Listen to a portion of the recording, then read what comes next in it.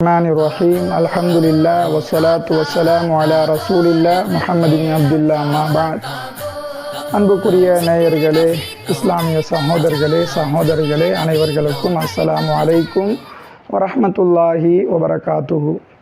வாரம் ஒரு வரலாறு என்ற நிகழ்ச்சி கூடாக உங்கள் அனைவர்களையும் சந்திப்பதில் மட்டில்லா மகிழ்ச்சி அடைகின்றேன். அல்ஹம்துலில்லாஹ். அந்த வகையில் இந்த வாரம் நாம் பார்க்க இருப்பது ஹஸரத் ஆதம் அலைஹிஸ்ஸலாத்து வஸ்ஸலாம் அவர்களுடைய வாழ்க்கை வரலாறு தொடரிலே அவர்களுடைய காலத்திலே இருந்த 2 பிரதானமான மஸ்ஜிதுகள், பள்ளி வாயல்கள். அல்லாஹு தாலா இது குறித்து குர்ஆனிலே சொல்லுகின்ற பொழுது, இன்ன அவ்வள பைத்தின் உலிஅ லின்னாசி லல்லதி பிபக்கத முபாரகம் வஹுதன் லில் ஆலமீன். இந்த உலகத்திலே முதலாவது நிர்மாணிக்கப்பட்ட அமைக்கப்பட்ட பள்ளிவாயல் அது பக்கா என்கின்ற மக்கமா நகரத்திலே இருக்கிற மஸ்ஜிதுல் ஹராம் என்று அழைக்கப்படுகின்ற காபா ஆலயமாக இருக்கிறது.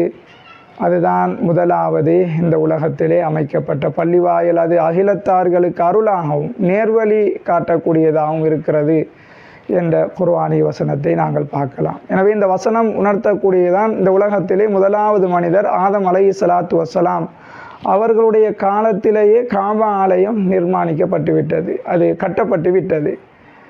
அது மட்டுமல்லாமல் அந்த காபா ஆலயம் கட்டப்பட்டு கிட்டத்தட்ட ஒரு 40 ஆண்டுகள் இடைவெளியில் அதற்கு பின்னால் ஹஸரத் ஆதம் அலைஹிஸ்ஸலாத்து வஸ்ஸலாம் அவர்கள் அல்லது அவர்களுடைய பிள்ளைகளில் ஒருவர் பைத்துல் மக்தஸ் என்கின்ற பள்ளிவாயலையும் பலஸ்தீனிலே நிர்மாணிக்கிறார்கள், கட்டுகிறார்கள். இது குறித்து புகாரி எனும் நபிமொழி தொகுப்பை நாம் பார்ப்போமாக இருந்தால் 3366வது நபிமொழி ஹஸரத் அபூதர் ரலியல்லாஹு அன்ஹு அவர்கள் அறிவிக்கிறார்கள், நான் ஹஸரத் ஸல்லல்லாஹு அலைஹி வஸல்லம் அவர்களிடம் இந்த உலகத்திலே முதலாவது நிர்மாணிக்கப்பட்ட கட்டப்பட்ட பள்ளிவாயல் குறித்து நான் வினவிய போது அவர்கள் சொன்ன பதில்தான், இந்த உலகத்திலே ஆரம்பமாக கட்டப்பட்ட பள்ளிவாயல் அது மக்கமா நகரத்திலே உள்ள காபா ஆலயம்.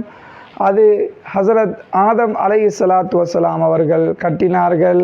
அதனை தொடர்ந்து கட்டப்பட்ட 40 ஆண்டு இடைவெளியிலே கட்டப்பட்ட அதே காலத்தில் ஆதம் அலைஹிஸ்ஸலாம் அவங்களோட காலத்திலே அவர்கள் அல்லது அவருடைய பிள்ளைகளால் கட்டப்பட்ட பள்ளிவாயல் தான் பலஸ்தீனிலே இருக்கிற பைத்துல் மக்தஸ் என்ற பள்ளிவாயலாக இருக்கிறது என்ற நபிமொழியை அபூதர் ரலியல்லாஹு அன்ஹு அவர்கள் ரிவாயத் செய்கிறார்கள். எனவே எங்களுக்கு ஆதாரபூர்வமாக விளங்குகிறது, ஆதம் அலைஹிஸ்ஸலாத்து வஸ்ஸலாம் அவருடைய காலத்திலேயே காபா ஆலயம் கட்டப்பட்டு விட்டது, பைத்துல் மக்தஸ் கட்டப்பட்டு விட்டது. சில வேளை எங்களுக்கு சந்தேகம் எழும்பலாம், சுலைமான் அலைஹிஸ்ஸலாத்து வஸ்ஸலாம் அவர்கள் தானே பைத்துல் மக்தஸை கட்டினார்கள், இப்ராஹிம் அலைஹிஸ்ஸலாத்து வஸ்ஸலாம் அவர்களும் அவருடைய மகன் இஸ்மாயில் அலைஹிஸ்ஸலாத்து வஸ்ஸலாம் அவர்களும் தானே காபாவை கட்டினார்கள் என்று.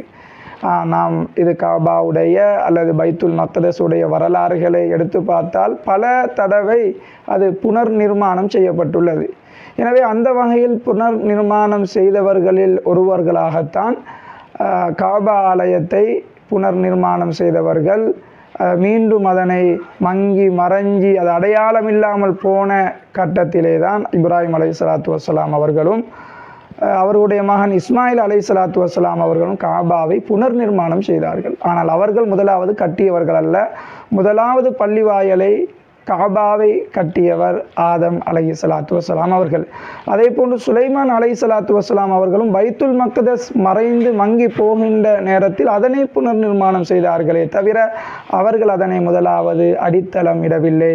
அடித்தளமிட்டவர்கள் ஹஸரத் ஆதம் அலைஹிஸ்ஸலாத்து வஸ்ஸலாம் அவர்கள் அல்லது அவருடைய பிள்ளைகள். ஏதோ அவர்களுடைய காலத்தில் தான் அந்த 2 பள்ளிவாயல்களும் ஆரம்பிக்கப்பட்டது, கட்டப்பட்டது, தோற்றுவிக்கப்பட்டது இந்த உலகத்திலே என்ற உண்மை வரலாறுகளை பார்க்கின்றோம். நான் மேலே சொன்ன அந்த நபிமொழியில் ஹஸரத் ஸல்லல்லாஹு அலைஹி வஸல்லம் தொடர்ந்து அபூதர் ரலியல்லாஹு அன்ஹு அவர்களுக்கு சொன்னார்கள், அது பள்ளிவாயல் என்பது தொழுகைக்காக வேண்டி, இபாதத்காக வேண்டி அது கட்டப்பட்ட ஒரு இடம்.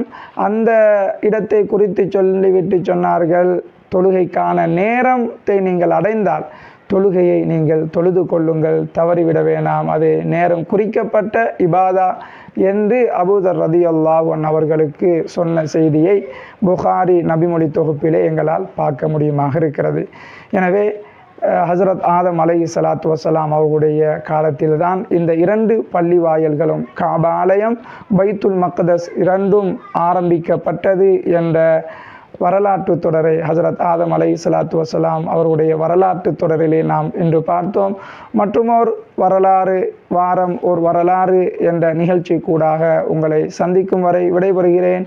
வாஹிர் தஅவானா அனில் ஹம்துலில்லாஹி ரப்பில் ஆலமீன். வஸ்ஸலாமு அலைக்கும் வரஹ்மத்துல்லாஹி வபரகாத்துஹு.